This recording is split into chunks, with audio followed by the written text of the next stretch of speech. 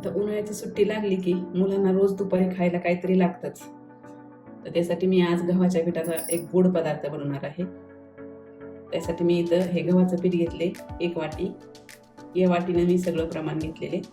1 वाटी गव्हाचं पीठ, 1 वाटी हा मैदा घेतलेला आहे, अर्धी वाटी रवा, अर्धी वाटी साखर, हे 2-3 चमचे खोबरं घेतले बारीक करून, हे 2-3 चमचे तूप घेतले आणि हे तीळ घेतले 2 चमचे. सगळ्यात अगोदर आपल्याला साखर बारीक करून घ्यायची, त्यामध्ये 2-3 विलायची टाकायच्या आणि ती बारीक करून घ्यायची. आता यात मी अगोदरच खोबरं वाटून घेतलेले, त्यामध्ये मी साखर वाटून घेणार आहे. त्यामध्ये हे 2 विलायची. आता ही साखर आपली बारीक करून झालेली, तर ती बाजूला ठेवूया आणि आता आपल्याला हे पीठ मळून घ्यायचंय. हा 1 वाटी मैदा चाळून घेतलेले, हे गव्हाचं पीठ तेही चाळून घेतलेले आणि हा रवा हे मिक्स करायचं.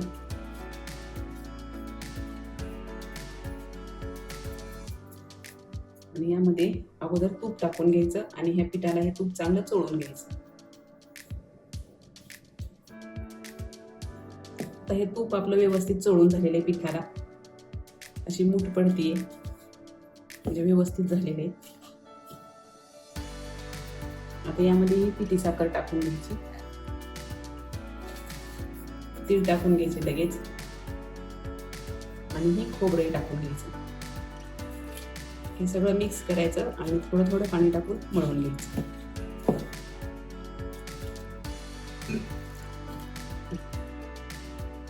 मी इथे मळायला पाणी वापरलेले, तुम्ही दूध वापरलं तरी चालू शकते. तुम्हाला जर आवडत असेल तर तुम्ही दुधामध्ये मळून घ्या. दूध काही गरम किंवा कोमट वापरच नाही, आपलं नॉर्मल दूध वापरायचं, थंडच. आता हे आपलं पीठ भिजलेलं आहे चांगलं. याचा आपल्याला चपाती एवढा गोळा तोडून घ्यायचा, तेल लावायचं आणि ही चपाती याची लाटून घ्यायची. आता इथे ही आपली चपाती लाटून झालेली, अशी पातळ चपाती लाटून घ्यायची. आता याचा आपल्याला चौकोनी आकार द्यायचा याला आणि बाजूच्या साईडचा आपल्याला हे कापून घ्यायचं.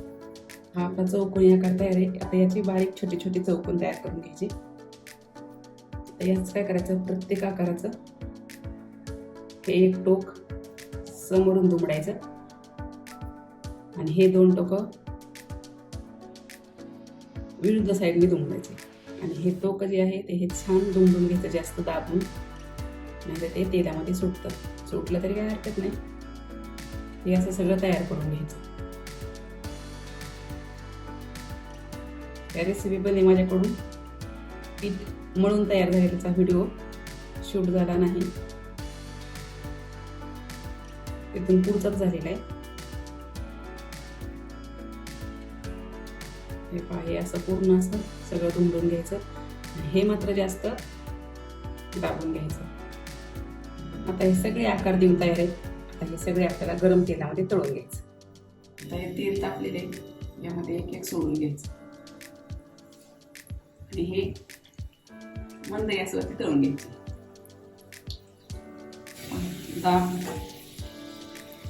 चांगलं प्रेस देऊन दुमडलं तरी सुद्धा एक एक साईड कधी कधी त्याची उखळतेच.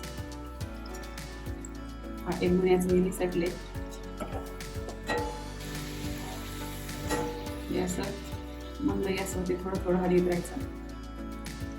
एखाद्या निसतं तर असे पूर्ण चॉकलेटी रंगावरती आलं की आपल्याला काढून घ्यायचं. मस्त आपले सगळे फ्लावर तळून तयार आहे. एकदम कुरकुरीत रेसिपी, मुलांना मधल्या वेळेत टाइमपाससाठी एकदमच मस्त आहे. तर नक्की करून बघा. आवडल्यास लाईक करा, शेअर करा आणि चॅनलला सबस्क्राईब करा.